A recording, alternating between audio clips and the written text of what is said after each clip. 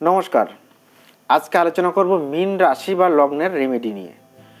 মীন রাশি বা লগ্ন যদি আপনার একবার হয়ে গেছে, আপনি জন্মসূত্রে আপনি মীন বা রাশি লগ্ন পেয়েছেন, সুতরাং আপনার সারা জীবনের জন্য এই রেমেডিটা পালন করতেই হবে। আপনার মীন রাশির অধিপতি হলো বৃহস্পতি। তো বৃহস্পতির যত্ন আপনি যত নেবেন তত আপনার জীবনে উন্নতি হবে, আপনার শরীর সুস্থ ভালো থাকবে। তো আপনি কি করবেন? আপনি আমার দেওয়া এই বৃহস্পতির যন্ত্রটা আঁকবেন।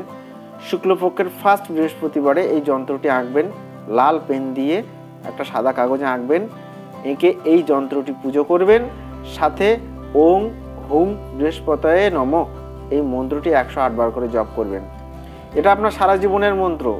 এটা আপনার ওই যতই পাথর পড়ুন আর কবচ পড়ুন না কেন, নাম্বার 1 রেমেডি হলো আপনার এই মন্ত্র আর এই যন্ত্র, যেটা আপনার বৃহস্পতিকে অনেক পাওয়ারফুল এবং স্ট্রং করে তুলবে। আপনার জীবনের সমস্ত বাধা দূর হবে এবং আপনি ভালো থাকবেন। নমস্কার।